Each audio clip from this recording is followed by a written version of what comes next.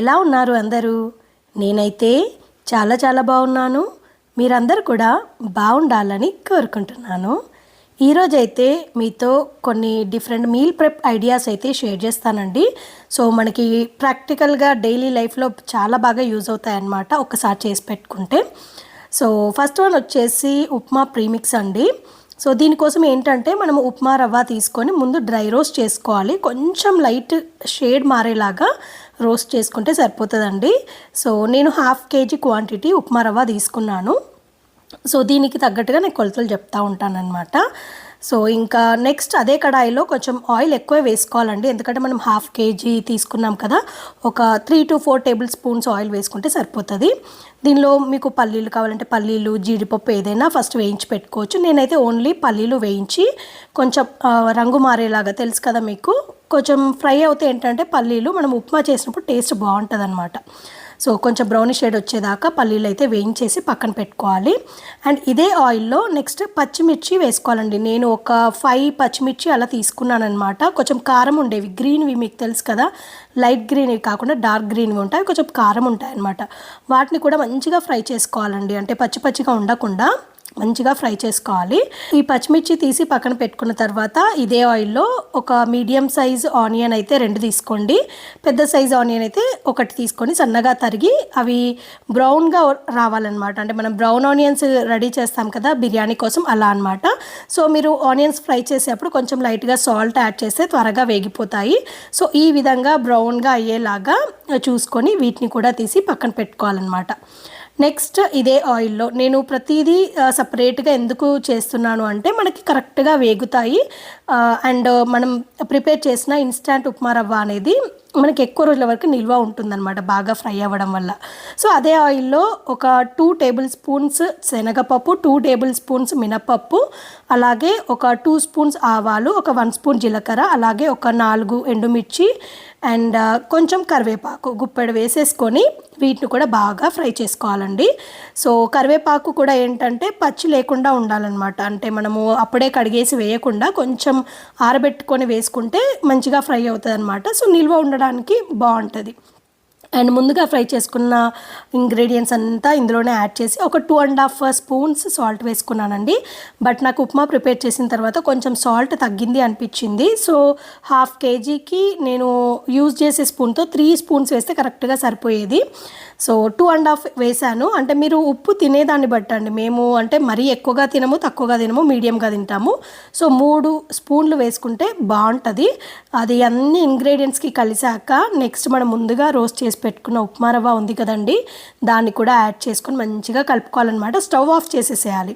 మనం ఎప్పుడైతే ఆనియన్స్ అవన్నీ ఆల్రెడీ ఫ్రై చేసుకుని యాడ్ చేసిన టైం ఉంది చూసారా, అప్పుడు స్టవ్ ఆఫ్ చేసేసి ఇంగ్రీడియంట్స్ అన్నీ యాడ్ చేసి సాల్ట్ యాడ్ చేసి ముందుగా రోస్ట్ చేసి పెట్టుకున్న ఉప్మా రవ్వను కూడా యాడ్ చేసి మంచిగా కలుపుకోవాలి. ఒక 2 minutes అంతా మిక్స్ అవ్వాలి కదా, సాల్ట్ కూడా అన్నిటికీ పట్టాలి కాబట్టి. సో దీన్ని మంచిగా చల్లారనిచ్చుకోవాలండి. పూర్తిగా చల్లారిన తర్వాత మీ దగ్గర ఏదైనా ఎయిర్ టైట్ కంటైనర్ ఉంటే అందులో స్టోర్ చేసి పెట్టుకోవచ్చు. సో ఇది బయట పెడితే ఒక 2 months వరకు ఇలాగే ఉంటుందండి, ఎలాంటి స్మెల్ రాదు, చాలా బాగుంటుంది. బట్ మనకి 2 months వరకు ఆగదు 1/2 kg. మీరు ఒకవేళ 1 kg చేసుకున్నారనుకోండి, ఎక్కువ డేసే వస్తాయి కదా, అలా చెప్తున్నాను. అండ్ ఫ్రిడ్జ్లో పెట్టుకుంటే మోర్ దాన్ 2 months అండి, ఒక 4 to 5 months వరకు కూడా మనం దీన్ని హ్యాపీగా యూజ్ చేసుకోవచ్చు.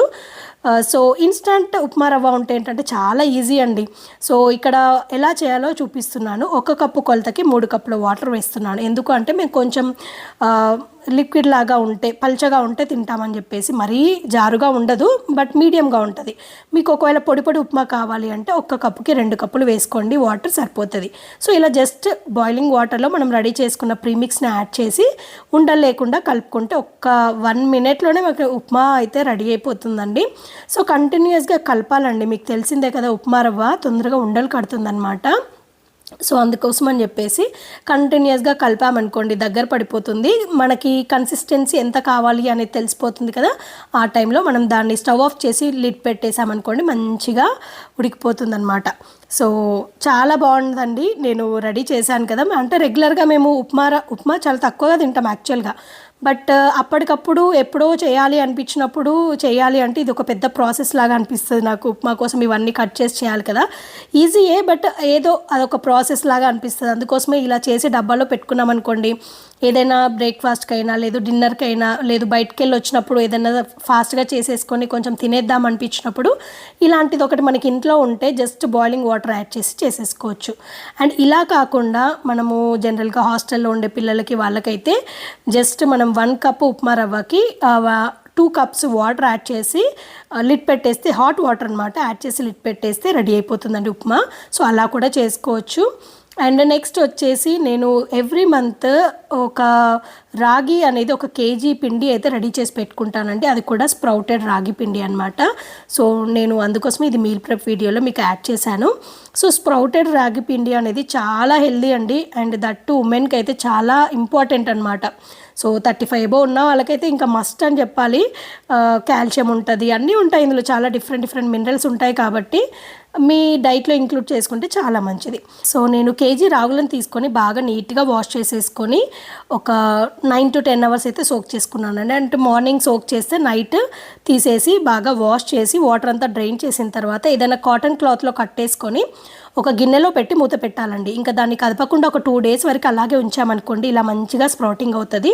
మీరు ఇంకా ఎక్కువ డేస్ ఉంచితే ఏంటంటే ఇంకా ఎక్కువ స్ప్రౌటింగ్ అవుతుంది, చాలా పొడవుగా వస్తుంది దీని స్ప్రౌటింగ్ అనేది. బట్ అంత అవసరం లేదు, జస్ట్ 2 days వరకు ఉంచితే చాలండి. చూసారు కదా ఎంత బాగా స్ప్రౌటింగ్ అయిందో, ప్రతి ఒక్క గింజ స్ప్రౌట్ వస్తుంది అనమాట. సో అది మనం ఏంటంటే ఎక్కువసేపు నానబెట్టడం అండ్ ఒక 2 days అలా మనం పక్కన పెట్టేసామనుకోండి, స్ప్రౌటింగ్ అనేది ఎక్కువగా ఉంటుంది. మరి 1 dayకి అయితే అన్ని గింజలు స్ప్రౌటింగ్కి రావన్నమాట. సో ఇలా మంచిగా స్ప్రౌటింగ్ వచ్చిన రాగిని డ్రై చేసుకోవాలండి. సో సన్ డ్రై చేసుకోవాలి. ఒక 3 days మంచిగా ఎండలో ఆరబెట్టుకున్నాం అనుకోండి, బాగా డ్రై అవుతుంది. మీకు ఒకవేళ సన్ షేడ్ ఎక్కువగా లేదు అనుకుంటే ఒక 2 days ఆరబెట్టుకున్నా కూడా నెక్స్ట్ ఏంటంటే మనం ప్యాన్లో జస్ట్ డ్రై రోస్ట్ చేసుకోవాలండి. సో అప్పుడు ఏంటంటే మంచిగా అందులో ఉన్న మాయిశ్చర్ అంతా వెళ్ళిపోతుంది కదా, అప్పుడు మనం మిక్సీ పట్టేసుకోవచ్చు. నేనైతే ఓన్లీ సన్ డ్రై చేశానండి. మీకు వీలైతే సన్ డ్రై చేసుకోండి, లేదు అలా పాసిబుల్ లేదంటే నేను ఇందాక చెప్పినట్టు కాస్త మనకి డ్రై అయిపోయిన తర్వాత డ్రై రోస్ట్ చేసుకుంటే మనకి ఈజీగా ఉంటుంది అనమాట. సో నెక్స్ట్ ఏంటంటే ఇక్కడ నేను దాన్ని మంచిగా మిక్సీ పడుతున్నాను. కేజీ కాబట్టి నేను మిక్సీ పడుతున్నానండి. మీ దగ్గర ఒక 2 కేజీలు 3 కేజీలు చేసుకుందామంటే మిక్సీ పట్టాలంటే టైం టేకింగ్ అని అనిపిస్తే మీరు బయట పిండి మరకు ఇచ్చేసుకోవచ్చండి. బట్ నన్ను అడిగితే ఇంట్లో ఈజీగా పట్టేసుకోవచ్చు, చాలా ఫాస్ట్గా ఇది పౌడర్ అయిపోతుంది. అండ్ దట్టు ఫైన్ పౌడర్ అయిపోతుంది అనమాట. మీకు చూపిస్తాను కూడా చూడండి. సో కేజీ కాబట్టి నాకు చాలా ఈజీగా అయిపోయింది. సో ఏదైనా సరే పొడులు అయినా ఏవైనా కొంచెం మనకి 1 monthకి సరిపడా క్వాంటిటీ చేసుకుంటే ఏంటంటే మనకి పురుగు పట్టకుండా ఉంటుంది, ఆ ఫ్రెష్నెస్ బాగుంటుంది అనమాట. సో నాకేంటంటే ఒక 2 batchesలో మంచిగా ఫైన్ పౌడర్ అయితే రెడీ అయిపోయిందండి. మీకు ఒకవేళ ఇంకా డౌట్ ఉంది అనుకుంటే మనం ఇలా మిక్సీ పట్టిన తర్వాత సాఫ్ట్గా అనిపించినా కూడా ఒకసారి మీరు జల్లించి చూడండి. మీకు పైన వైపు ఏమైనా వచ్చిందనుకోండి కొంచెం పొడిగా, వాటిని మళ్ళీ ఇంకొకసారి మిక్సీ పట్టేసుకుంటే సరిపోతుంది అనమాట. మీరు అలా కూడా చేసేసుకోవచ్చు. నేనైతే ఏం జల్లించలేదండి, డైరెక్ట్గా పౌడర్ అయితే ప్రిపేర్ చేసేసుకొని మంచిగా కొంచెం వేడిగా ఉంటుంది కదండి పౌడర్ ప్రిపేర్ చేసినప్పుడు అప్పటికప్పుడు. సో దాన్ని కాస్త చల్లారనిచ్చేసి ఎయిర్ టైట్ డబ్బాలో స్టోర్ చేసి పెట్టుకుంటే సరిపోతుందండి. సో ఈ రాగి పిండిని ఏంటంటే నేను 1 month వరకు యూజ్ చేస్తానండి. కరెక్ట్గా 1 month వరకు వచ్చేస్తుంది మాకు. నేను రాగి జావనే ప్రిపేర్ చేసుకుంటానండి. లేదు మీరు కావాలంటే రాగి లడ్డూలు కూడా ప్రిపేర్ చేసుకోవచ్చు. దోశలు వేసేటప్పుడు కాస్త రాగి పిండి కలిపేసుకొని రాగి దోశలు వేసుకోవచ్చు. సో మీకు నచ్చినట్టుగా దీన్ని యూస్ చేసుకోవచ్చు అనమాట. ఈ మధ్య బేకింగ్లో కూడా నేను చాలా మట్టుకి వీడియోస్ చూస్తున్నాను అనమాట. కొత్తగా ఎయిర్ ఫ్రైయర్ తీసుకున్నాను కదా, సో బేకింగ్ చేద్దామని దాని గురించి చెక్ చేస్తూ ఉంటే రాగి ఫ్లోర్తో వాళ్ళు బ్రౌనీస్ చేస్తున్నారు, బిస్కెట్స్ చేస్తున్నారు, కేక్స్ చేస్తున్నారు. సో ఇలా మీకు నచ్చినట్టుగా హెల్దీ వేలో ఏదైనా ప్రిపేర్ చేసుకోవచ్చండి. ఇప్పటివరకు అయితే నేను ఓన్లీ రాగి జావనే చేశాను. అండ్ చాలా ఫేమస్ అయిన రాగి సంకటి కూడా చేసుకోవచ్చు. బట్ మన తెలంగాణ సైడ్ అయితే చాలా తక్కువ అనుకుంటా నాకు తెలిసి, నేనైతే ఎప్పుడు చేయలేదు. రాయలసీమ సైడ్ అయితే చాలా ఫేమస్ కదండి. సో అలా మనకి హెల్దీ వేలో మీకు ఏది రెడీ చేసుకోవాలి, మీకు నచ్చిన డిష్ ఏది ప్రిపేర్ చేసుకోవాలనుకుంటే అది చేసుకోవచ్చు అనమాట. సో ఇక్కడైతే నేను మంచిగా దాన్ని ఒక స్టీల్ డబ్బాలో స్టోర్ చేసి పెట్టుకుంటున్నానండి. మంచిగా ఎయిర్ టైట్ డబ్బా ఉండాలి. అండ్ మనము డైలీ యూస్ చేసేటప్పుడు తడి చేతులు కాకుండా కొంచెం పొడి చేతులుగా ఉండేలా చూసుకోండి, లేదంటే తొందరగా పురుగు పట్టే ఛాన్సెస్ ఉంటాయన్నమాట. అండ్ నెక్స్ట్ వచ్చేసి టామరిన్ పేస్ట్ అయితే ప్రిపేర్ చేస్తున్నానండి. సో నాకు ఎప్పుడు సాంబార్ చేసినా, ఫిష్ పులుసు చేసినా కూడా అప్పటికప్పుడు చింతపండు నానబెట్టి గుజ్జు తీసి అందులో సగమే వాడతాను, ఇంకో సగం వాడను, దాన్ని ఫ్రిడ్జ్లో పెట్టేస్తాను. బట్ అది వాడకుండా అలాగే పాడైపోతుంది. సో నాకు ఇది ఏంటంటే కంటిన్యూస్ ప్రాసెస్ అయిపోతుంది అనమాట. సో ఇలా కాదు, మనము ఏదైనా సరే మీల్ ప్రెప్ లాగా టామరిన్ పేస్ట్ రెడీ చేసి పెట్టుకుందాము. సో ఒక 1 year వరకు నిల్వ ఉండేలాగా రెడీ చేసి పెట్టుకున్నామంటే ఎప్పటికప్పుడు మనం జస్ట్ ఒక స్పూన్ 2 స్పూన్లు పేస్ట్ యాడ్ చేసేసుకుంటే సరిపోతుంది కదా అని అనిపించింది అనమాట. సో అందుకోసమే ఈసారి ఏం చేశానంటే టామరిన్ పేస్ట్ రెడీ చేస్తున్నాను అనమాట. సో మనం చింతపండుని నేను ఇక్కడ 1/2 kg తీసుకున్నానండి, కొత్త చింతపండు. దాన్ని బాగా వాష్ చేసుకున్న తర్వాత ఒక స్టీల్ గిన్నెలో తీసుకొని అది మునిగే వరకు వాటర్ వేయాలి. సో వేసిన తర్వాత బాయిల్ చేయాలన్నమాట. అప్పుడు ఏమవుతుందంటే మనకి చింతపండు అనేది ఆ వేడికి తొందరగా ఏమంటారు సాఫ్ట్ అయిపోతుంది. తర్వాత దాన్ని మనం మిక్సీ పట్టుకుంటే చాలా బాగుంటుంది అనమాట. సో చూసారు కదండి, ఆల్మోస్ట్ సాఫ్ట్ అయిపోయింది కదా. ఈ స్టేజ్లో మనం స్టవ్ ఆఫ్ చేసేసి పక్కన పెట్టేసేయాలి. ఒక 1/2 hour to 1 hour అలా పక్కన పెట్టేస్తే అది మంచిగా మనకి చల్లబడిపోతుంది అనమాట. సో ఆ లోపు మీకు ఏమైనా పనులు ఉంటే చేసేసుకోవచ్చు. సో చూసారు కదండి, చల్లబడిపోయింది. పూర్తిగా చల్లబడిపోయిన తర్వాత దీన్ని నేను మిక్సీ పట్టాను. నాకు ఒక 2 batchesలో మిక్సీ పట్టడానికి సరిపోయిందండి, 1/2 kg కదా. సో మిక్సీ పట్టేటప్పుడు అయితే మనం ఏమి యాడ్ చేయాల్సిన పని లేదండి. సో ఇంకా మిక్సీ పట్టిన తర్వాత మంచి సాఫ్ట్ పేస్ట్ అయితే అవుతుంది. కాకపోతే మనము నారలు అవన్నీ ఉంటాయి కదండి, అవి అలాగే ఉంటాయి, అవి నలగవు కదా. వాటిని మనం ఏం చేయాలో నేను మీకు నెక్స్ట్ చూపిస్తాను. సో ఇలా 2 batchesలో మిక్సీ పట్టేసుకొని సాఫ్ట్ పేస్ట్ని ప్రిపేర్ చేసుకున్న తర్వాత దీన్ని మనము ఏదైనా జాలి గిన్నె అంటాం కదండి, జల్లి గిన్నె. సో అలాంటి గిన్నె తీసుకొని మనము దాన్ని బాగా ప్రెస్ చేస్తూ ఉంటే ఏంటంటే కింది నుంచి ఓన్లీ పల్పు మటుకే కిందికి వచ్చేస్తుంది అనమాట. సో మన దగ్గర మంచి జల్లి గిన్నె ఉంటే బెస్ట్ అనమాట. వేరే ఆప్షన్ అంటే మీరు స్ట్రైనర్ ఉంటుంది కదండి, దాంతో కూడా చేసుకోవచ్చు. బట్ జల్లి గిన్నె అయితే మనకి కంఫర్ట్ ఉంటుందని చెప్పేసి ఇలా చేశాను నేను. బట్ నాకు ఫస్ట్ థిక్ పేస్ట్ చేసినప్పుడు తొందరగా కిందికి పల్ప్ అనేది రాలేదండి, చాలా టైం పట్టింది, చాలా ఎఫర్ట్ పట్టింది అనమాట. సో నేను ఏం చేశానంటే ఇలా చేసేటప్పుడు కాస్త ఈ పేస్ట్కి ఇంకొంచెం వాటర్ యాడ్ చేశాను. అంటే ఒక 1/2 kg క్వాంటిటీ నేను చేశాను కదా, దానికి ఒక 1 glass వాటర్ యాడ్ చేసి మంచిగా కలిపేసుకొని అప్పుడు చేశాను అనమాట ఇలా. అప్పుడు ఏంటంటే కొంచెం నాకు ఫాస్ట్గా పల్ప్ అనేది కిందికి వచ్చేసింది. మరీ థిక్గా ఉన్నప్పుడు పల్ప్ అనేది అంత ఈజీగా కిందికి రాదు కదండి, అవి బ్లాకేజెస్ అయిపోతాయి అనమాట, ఆ జల్లికి గిన్నెకున్న హోల్స్ అనేవి. సో ఫైనల్గా అయితే నాకు ఈ ఐడియా వచ్చేసి మంచిగా ప్యూర్ పల్ప్ అయితే తీసేసుకున్నాను అనమాట.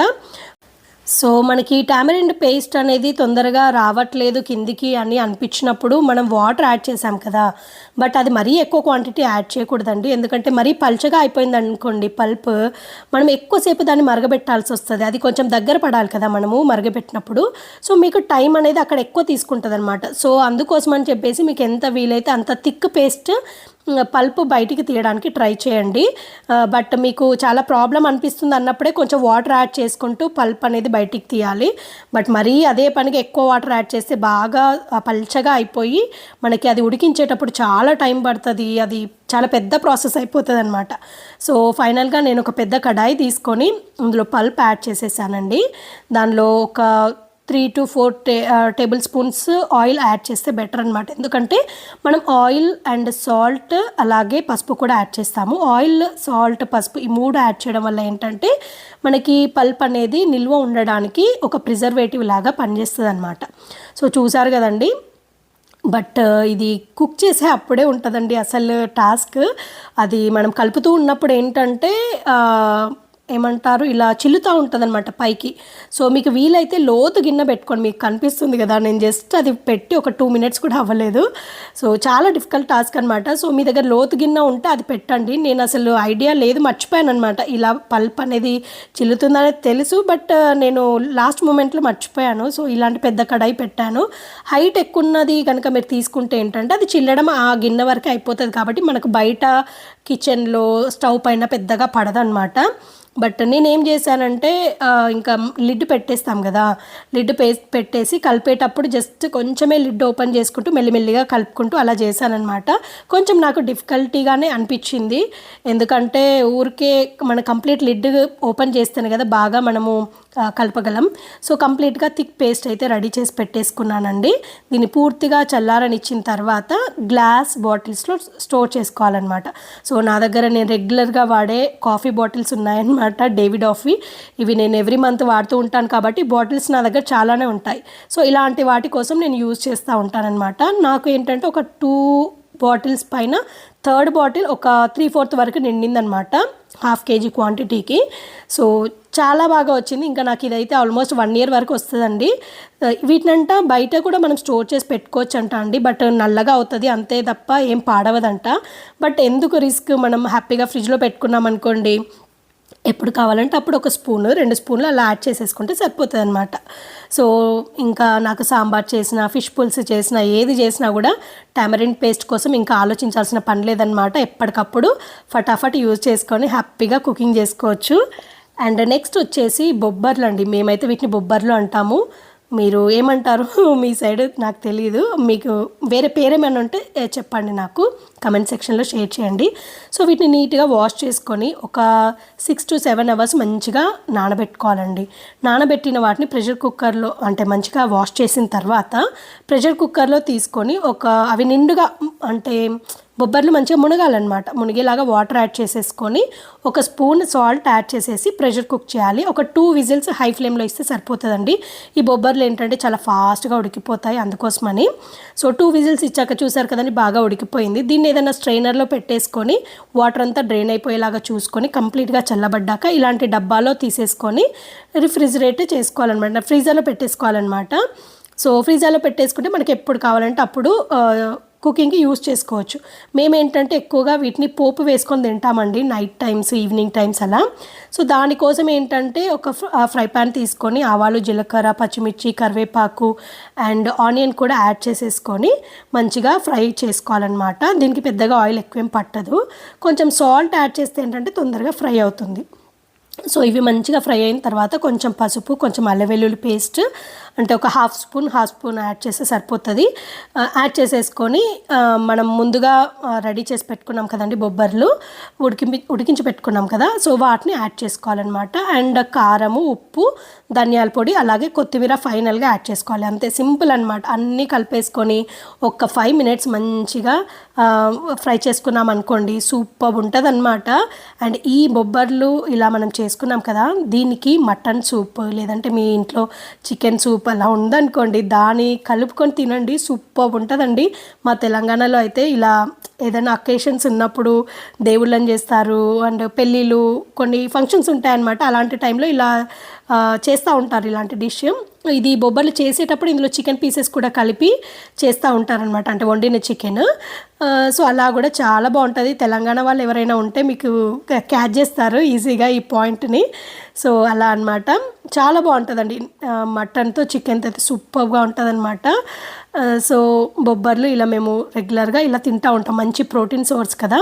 సో ఫ్రీజ్ చేసి పెట్టుకున్నాను కాబట్టి నాకు ఎప్పుడు ఎంత క్వాంటిటీ కావాలంటే అంత క్వాంటిటీ తీసుకొని ఇలా ఫాస్ట్గా యూజ్ చేసుకోవడానికి ఉంటుంది. లేదు అంటే అప్పటికప్పుడు నానబెట్టి ప్రెషర్ కుక్ చేసి అదంతా పెద్ద ప్రాసెస్ కదా.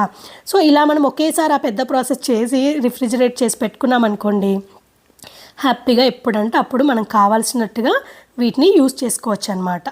సో బీరకాయతో కూడా బొబ్బర్లు చేస్తారండి, అది కూడా బాగుంటుంది. చాలా ఫంక్షన్స్లో కూడా సర్వ్ చేస్తారు మీరు చూసుంటే. సో అలా కూడా చాలా బాగుంటుందండి, అలా కూడా ట్రై చేయొచ్చు. సో ప్రోటీన్ సోర్స్ కోసం బాగుంటుంది. అండ్ నైట్ డిన్నర్స్లలో చేసుకోవడానికి బాగుంటుంది, డిన్నర్ కోసం అని చెప్పేసి నేనైతే ఇలా రెడీ చేసి పెట్టేసుకున్నాను అనమాట. అండ్ నెక్స్ట్ వచ్చేసి ప్రతి ఇంట్లో చేసుకునే ఇడ్లీ బ్యాటర్ అనమాట. సో ఇడ్లీ బ్యాటర్ నేను ఎలా చేస్తానో చూపిస్తానండి. ఇక్కడ 2.5 గ్లాస్ మినపప్పు, అది కూడా గుండు మినపప్పు తీసుకున్నానండి. మంచిగా వాష్ చేసుకొని ఒక 5 to 6 hours బాగా నానబెట్టుకున్న తర్వాత వాటర్ అంతా డ్రైన్ చేసుకోవాలి. సో మనము ఇది నానబెట్టుకున్న తర్వాత మీరు అదే టైంలో కావచ్చు, లేదంటే మనం మిక్సీ పట్టే టైంలో కావచ్చు, మీ ఇష్టము. 1 గ్లాస్కి 2.5 గ్లాసులు లేదా 3 గ్లాసులు రవ్వ కూడా, ఇడ్లీ రవ్వ యూజ్ చేయొచ్చు. నేనైతే లలిత బ్రాండ్ది యూజ్ చేశానమాట.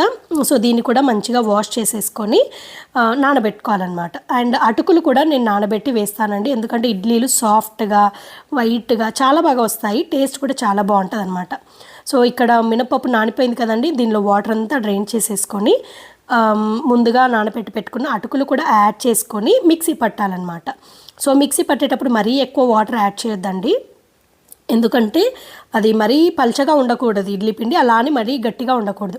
కొంచెం మనం గట్టిగా చేసుకున్నా మనకు కావాల్సినంత వాటర్ అనేది యాడ్ చేయడానికి ఆప్షన్ ఉంటుంది. బట్ మనం ముందే వాటర్ ఎక్కువ యాడ్ చేసి మిక్సీ పట్టామనుకోండి, పల్చగా అయిపోతే ఇడ్లీలు సరిగ్గా ఉడకవన్నమాట.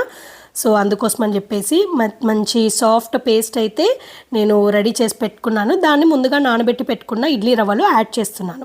సో ఇదంతా కంప్లీట్గా మిక్స్ చేసుకొని కంప్లీట్గా కలవాలన్నమాట. అంటే ఇడ్లీ రవ్వకి ఇడ్లీ పిండికి అది మినపప్పు పిండి ఉంటుంది కదా, మంచిగా మిక్స్ అయిన తర్వాత ఇప్పుడు నేనేం సాల్ట్ యాడ్ చేయనండి, ఎందుకంటే ఫెర్మెంట్ అయిపోతుంది, పులుపు ఎక్కుతుంది అనమాట. సో సాల్ట్ అసలు యాడ్ చేయకుండా జస్ట్ ఇలా మిక్స్ చేసేసుకొని మంచిగా కలిసిన తర్వాత మనకి ఫ్రిడ్జ్లో పెట్టేసుకుంటాను.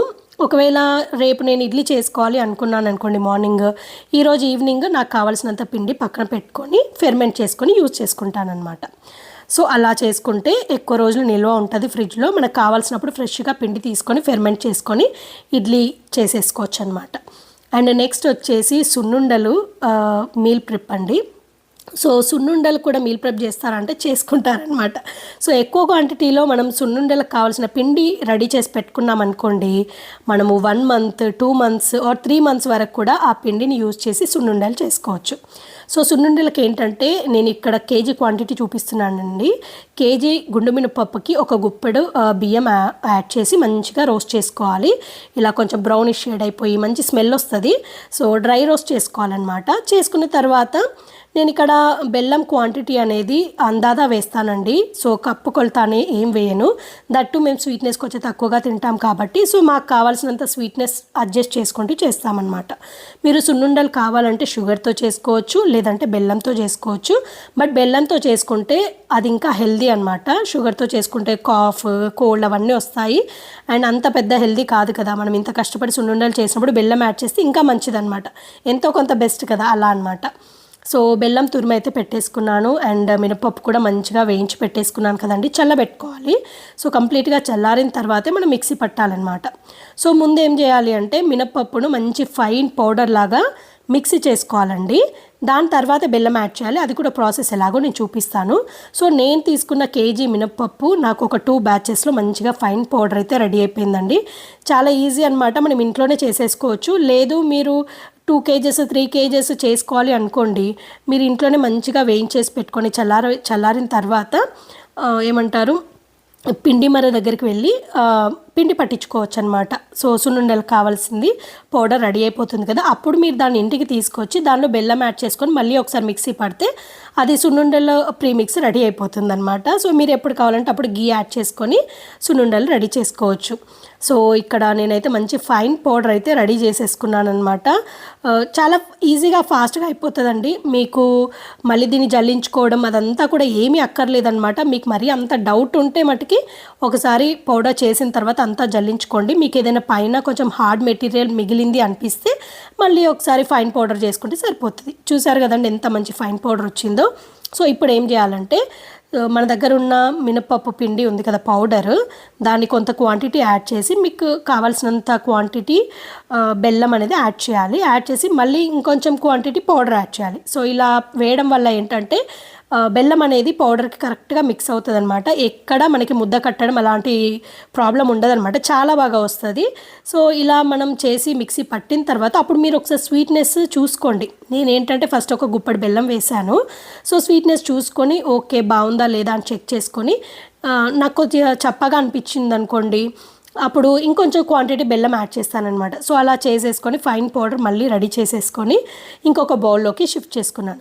సో ఇలా మీ దగ్గర ఉన్న మినపప్పు పిండి ఉంది కదండి పౌడర్, దాన్ని మీకు కావాల్సినంత టేస్ట్కి తగ్గట్టు బెల్లం తీసుకొని యాడ్ చేసుకుంటూ ఫైన్ పౌడర్ రెడీ చేసుకోవాలన్నమాట. సో లేదు మీకు కప్పు కొలత కావాలి అనుకుంటే ఏంటంటే 1 కప్పుకి 1 కప్ కొలత, అంటే 1కి 1 అలా యూజ్ చేస్తారు. కొంతమంది మరీ ఎక్కువ స్వీట్నెస్ తింటే 1 కప్పుకి 1.5 కప్ అనమాట, 1కి 1.5 కప్పు కూడా బెల్లాన్ని యూజ్ చేస్తారు. సో అది ఇంకా మీ టేస్ట్ తగ్గట్టుగా మీరు యూజ్ చేసుకోండి. నేను ఇక్కడ పక్కా కొలతలు అయితే ఏం చెప్పట్లేదు, అందాదా చెప్తున్నాను. బట్ నాకు ఓవరాల్గా ఒక కేజీ గుండు మిరపప్పుకి హాఫ్ కేజీ బెల్లం కరెక్ట్గా సరిపోయిందండి. అంటే మేము తినే స్వీట్నెస్ మేము చాలా మీడియంగా తింటామన్నమాట, ఓవర్ స్వీట్నెస్ తినము. సో అందుకోసమని చెప్తున్నాను. బట్ మంచి స్వీట్నెస్ తినే వాళ్ళకైతే 1 కేజీ గుండు మిరపప్పుకి 1 కేజీ బెల్లం అయితే ఈజీగా పడుతుందండి. సో అందుకే మళ్ళీ చెప్తున్నాను, మీరు తినే స్వీట్నెస్ బట్టి బెల్లాన్ని యాడ్ చేసుకోండి. సో మీకు ఇక్కడ చూపిస్తున్నాను, కేజీ బెల్లం తురిమితే నాకు హాఫ్ కేజీ అయిపోయింది, హాఫ్ కేజీ మిగిలింది. సో మీరు ఇక్కడ పౌడర్ చూసినట్టయితే ఎక్కడ ముద్ద పట్టలేదు కదండి. సో అలా ఉంటుందన్నమాట, చాలా బాగా వస్తుంది. దాన్ని పూర్తిగా చల్లారబెట్టుకొని ఏదైనా ఎయిర్ టైట్ డబ్బాలో పెట్టేసుకొని స్టోర్ చేసుకోండి. సో మీరు ఇలా స్టోర్ చేసుకున్న పౌడర్ అనేది 1 మంత్ 2 మంత్ 3 మంత్స్ వరకు కూడా ఇలాగే ఫ్రెష్గా ఉంటుందండి. ఇంకా మీరు ఫ్రిడ్జ్లో స్టోర్ చేసి పెట్టుకుంటే అయితే ఇంకా ఎక్కువ రోజులు ఉంటుందన్నమాట. బట్ అంత అవసరం లేదు, మాకైతే ఒక 1 మంత్లో ఫినిష్ అయిపోతుంది కేజీ చేసి పెడితే. బట్ మీరు 2-3 కేజెస్ అలా ఎక్కువ చేసుకున్నప్పుడు మీకు స్టోర్ చేసుకోవాలి కదండి, అందుకని చెప్తున్నాను. సో ఇలా మీకు సున్నుండ ప్రీమిక్స్ రెడీగా ఉందనుకోండి, మీకు ఎప్పుడు స్వీట్ క్రేవింగ్స్ వస్తే అప్పటికప్పుడు నెయ్యి వేడి చేసుకొని జస్ట్ ఇలా కలిపేసుకొని ముద్దలు చేసుకుంటే సరిపోతుంది అనమాట. 10 మినిట్స్ కంటే ఎక్కువ పట్టదనమాట టైమ్. సో అలా ఉంటుంది. అందుకోసమే దీన్ని ముందే రెడీ చేసి మనం హ్యాపీగా డబ్బాలో స్టోర్ చేసి పెట్టుకుంటే ఎప్పుడు కావాలంటే అప్పుడు, పండగలప్పుడైనా, లేదు మీకు ఏదైనా స్వీట్ తినాలనిపించినప్పుడైనా, లేదు గెస్టులు వచ్చారనిపించినా, ఏదైనా సరే అండి, అకేషన్ ఏదైనా కూడా అప్పటికప్పుడు ఇన్స్టెంట్గా సున్నుండలు అయితే రెడీ అయిపోతాయి అనమాట. చాలా బాగుంటుంది. కాకపోతే ఏంటంటే ఇక్కడ బెల్లము అండ్ గీ అనేది మంచి నాణ్యమైనది అయి ఉండాలన్నమాట. సో బెల్లం కూడా ఉప్పు బెల్లం కాకుండా స్వీట్ బెల్లం ఉండాలి, అలాగే ముద్ద బెల్లం అంటాం కదా అది. అండ్ గీ కూడా మంచి క్వాలిటీది తీసుకుంటే ఏంటంటే అప్పుడు ఫ్లేవర్ అనేది చాలా బాగుంటుంది అనమాట. సో ఇది హెల్దీ అండ్ టేస్టీగా కూడా ఉంటుంది అనమాట. సో మేమైతే ఇంట్లో రెగ్యులర్గా చేస్తామండి సున్నుండలు. సో నాకు చాలా ఇష్టం. అండ్ ఉమెన్కి ఏంటంటే ఇలా సున్నుండలు, బెల్లం కలిపినవి సున్నుండలు అండ్ నువ్వుల లడ్డూలు, పల్లి లడ్డూలు తింటే చాలా మంచిదన్నమాట. సో మనకి ఏజ్ పెరిగిన కొద్దీ కొన్ని రకాల ఫుడ్స్ అనేవి కంపల్సరిగా ఒక సప్లిమెంట్ లాగా తీసుకోవాలన్నమాట. సో అది టేస్ట్ కోసమనే కాదు, హెల్దీగా ఉండడం కోసం అనేవి అవి న్యాచురల్గా మనం సప్లిమెంట్స్ లాగా తీసుకోవాలన్నమాట. సో నేనైతే ఇది చాలా బిలీవ్ చేస్తాను, మెడిసిన్స్ కంటే ఇలా న్యాచురల్గా తీసుకోవడం అనేది చాలా ఇంపార్టెంట్ అనమాట ఫుడ్ రూపంలో. సో చూసారు కదండి, మంచి సున్నుండలు అయితే రెడీ అయిపోయాయండి. మీ సైజు అంటే చేసేది మీకు నచ్చినట్టుగా చేసుకోవచ్చు అండి, చిన్నగా చేసుకోవచ్చు, పెద్దగా చేసుకోవచ్చు. కొంతమంది అయితే ఆంధ్ర సైడ్ ఇంకా పెద్ద సైజు సున్నుండలు చేస్తారు, ఇంకా మీకు నచ్చినట్టుగా చేసుకోవచ్చు అనమాట. నేనేంటంటే ఒకసారి తింటే అయిపోవాలి ఒక సున్నుండ అన్నట్టుగా ఒక సైజులో చేసుకున్నాను. లేదు కొంచెం స్వీట్ తక్కువ తింటాము అప్పుడప్పుడే అనుకున్నప్పుడు కొంచెం చిన్న సైజు చేసుకోండి, మీ ఇష్టం అనమాట. సో మంచి సున్నుండలు అయితే రెడీ అయిపోయాయండి. సో ఇదండి ఈరోజు వీడియో. ఈ వీడియో అయితే మీ అందరికీ తప్పకుండా నచ్చుతుంది, అలాగే యూస్ఫుల్ అవుతుంది అనుకుంటున్నానండి. ఈ వీడియో కనుక నచ్చితే తప్పకుండా లైక్ చేయండి, అలాగే మీ ఫ్రెండ్స్ అండ్ ఫ్యామిలీ మెంబర్స్తో షేర్ చేయండి. సో కొత్తగా చూస్తున్న వాళ్ళందరూ నా ఛానల్ని తప్పకుండా సబ్స్క్రైబ్ చేసుకోండి. ఇదండి ఇవాల్టి వీడియో. మళ్ళీ ఒక కొత్త వీడియోతో మీ ముందుకు వస్తానండి. అంతవరకు టేక్ కేర్, బాయ్.